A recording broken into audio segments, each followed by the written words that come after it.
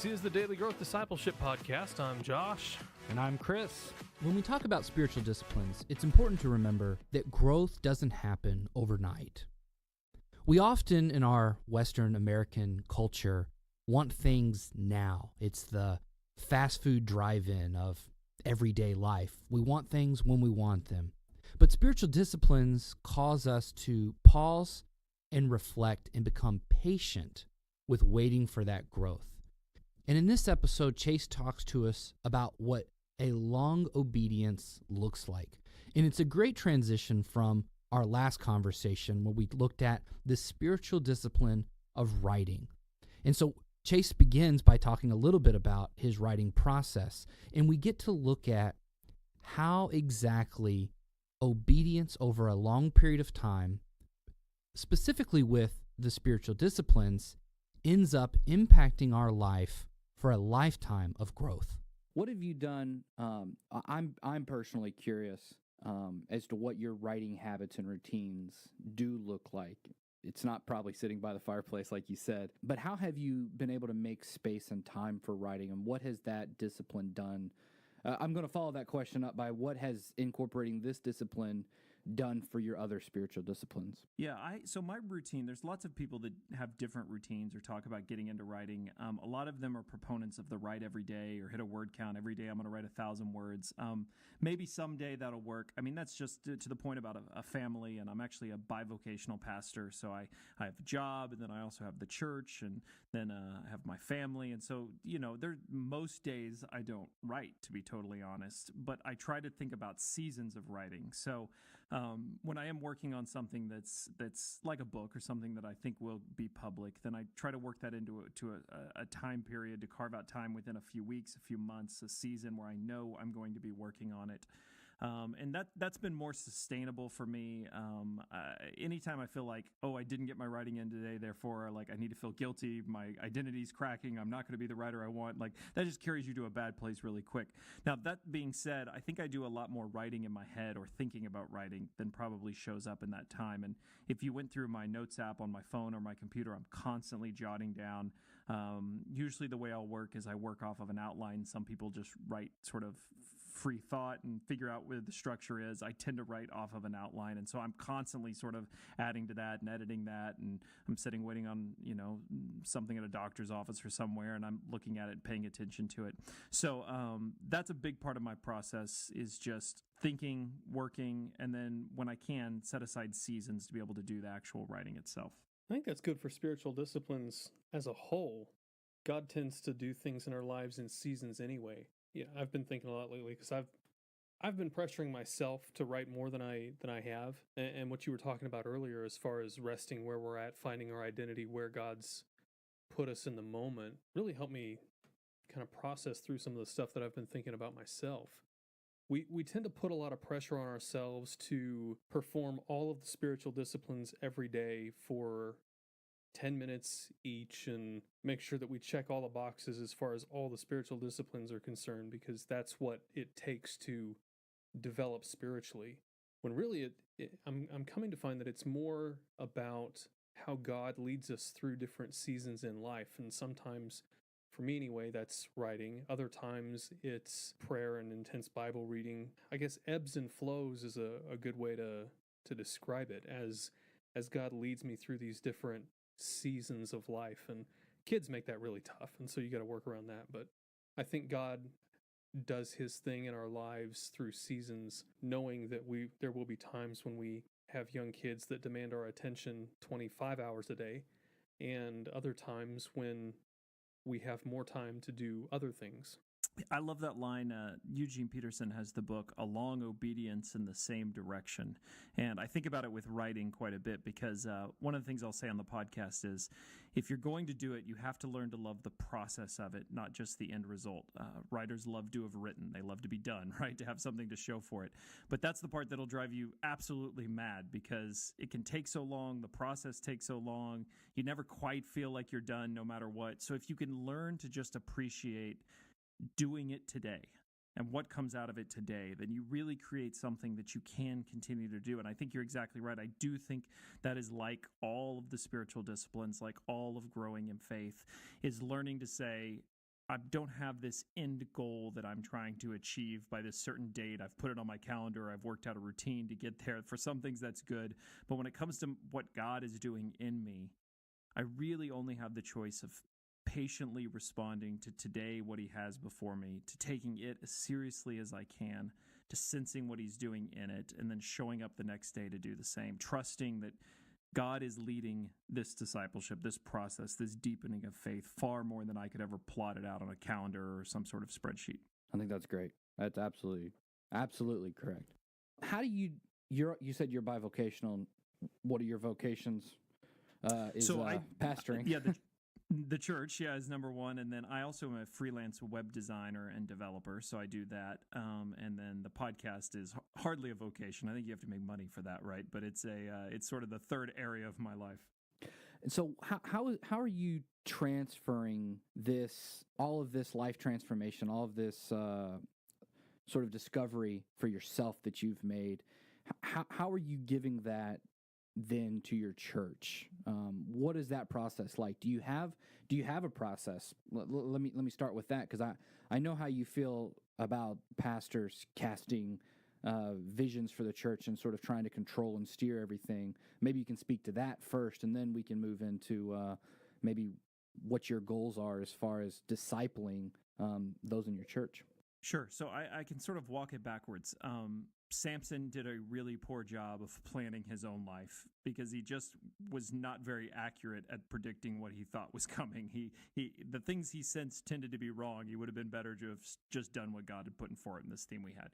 I keep finding that to be true in my own life too. Like, no matter what I imagine as my identity or my calling or my future or this image of myself someday in success, really all that's come out of that is discontentment with what I have and sort of desperation and depression that it's not coming fast enough. So what I've found is there's far more joy, far more depth of spirituality, and just embracing what I have. So keep walking that.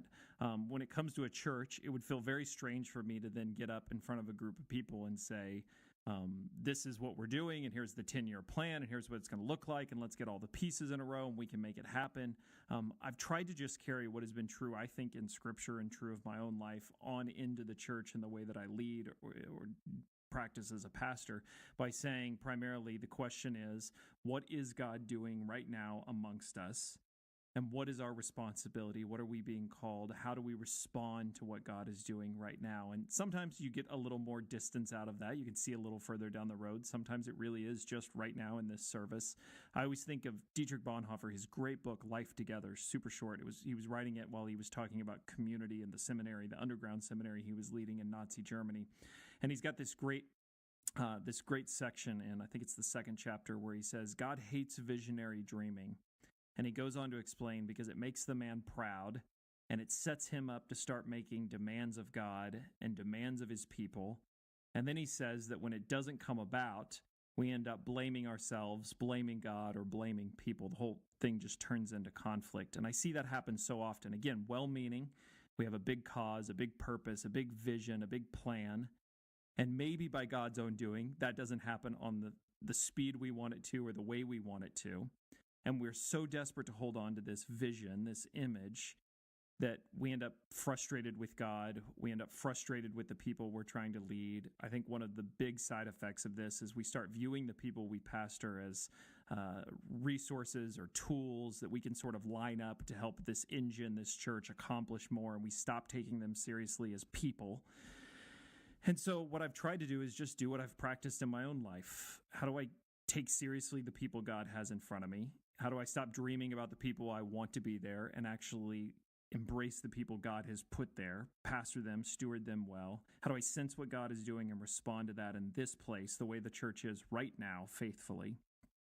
And through that, I think, like in my own life, I've been able to find a deep sense of contentment in who the church is and what the church is doing. And I think for a lot of the people who attend the church, they sense the same sort of thing, a sort of dependence on what God is doing in our midst right now. And it's really freed me up being bivocational, especially. It's given me the freedom to just enjoy what God is doing, to sort of move a little slower and just to experience what happens as it comes and not be desperate in the middle of it, which has been a real gift for the way that we've done ministry. And I love that. I do think that is, I think it's a vital thing that pastors should learn to do more in our visioning age, where I think leadership is almost like secular leadership has become our main model for the church, and a lot of that equates to vision casting. And so I think your point is well made. So what do you feel then as a pastor's duty to sort of instill those discipleship principles into its people? Well, I should probably say at the beginning too that part of these conversations, I always have to be careful. I have my own particular makeup as a person and my own particular makeup of giftings and calling. And so I think there are people out there, there are pastors who are gifted with the ability to sense maybe in longer time frames what God is doing and what he's leading and manage that, right? Without it turning into desperation, without it turning into control. Part of it is learning where you operate, where God has gifted you, and embracing that. And so for me, I just don't think I see very far down the road. Like I tend to see what God is doing in the next couple of steps, maybe not 20 or 30 of them down the road. And so embracing that and being okay with that. That's who I am. It's who I'm going to be as a pastor. So a big part of that is living that honestly before your people, which there's always a balance here about how much transparency I show, but a willingness to show that this is lived. The same sort of contentment I'm trying to practice in leading the church is also something that should show up in my own life and my own faith, my own spirituality, and constantly, asking my wife, and I'll have this conversation. I'll ask her Sundays driving home quite a bit. Am I the same person? Was I the same person today in church that I am when I'm not in church? And constantly making sure that that's true, that you are who you are spiritually. You're bringing that with you. And so that puts a responsibility on you as a pastor to be growing because you know that you only have what you've grown into. And so you bring that with you as you come into pastor. But I think a big part of it is just we need people, and I think pastors are the best position to do it, who can live in this world and live in this culture right now and not embrace the hysteria, not get caught up in the race, not be desperate, not be constantly fighting and pushing, and people who know how to live Sabbath, people who know how to quiet themselves. I don't always get this right, but those kind of people, and I think pastors are best to do it. We need them right now to remind us that there's more going on in the world around us than just what drives so much of the work and so much of the busyness. Somebody has to stand in and say, God is actively doing something, and what matters most is the attention that we give to it and the way we respond to it with our lives. I think in many ways that's probably what Samson's call ultimately was in the first place, right? As what was supposed to be a Nazirite was to be set apart even more so than the set apart community of Israel. And so I think that's a good full circle wrap up of the podcast. Yeah, you're right. He's supposed to be an example of the deepest form of commitment. And all the strange, like hair and not touching dead bodies, all of those are just supposed to be outward signs of a work that's deepening, a faith that's deepening inside of him. And the irony, of course, of his story is he's the most shallow inside. All of his strength is exterior and just weakness inside. Yeah, we want to flip that. How do we be more committed and find inner strength to really keep these commitments God has before us? That's a good way of summing it up. Thanks for that, Chase. It's so encouraging to know that we're not alone, that even great men like Samson have struggled with putting too much stock on their external strengths, what people see on the outside. And it's a good reminder that if we are striving for growth, if we're striving for a deep relationship with God, that we have to focus on our inner lives, not just what people think about us on the outside. And it's very easy to fall into that trap of keeping up appearances. And that's why I love your insights on the story of Samson. Thanks for listening to this episode of the Daily Growth Discipleship Podcast. If you want to stay up to date on all that's happening at Daily Growth Discipleship, be sure to subscribe on Apple Podcasts, Google Podcasts, or Spotify. And don't forget to check out the last chapter in our conversation with Chase, where he talks about rest and its value as a spiritual discipline.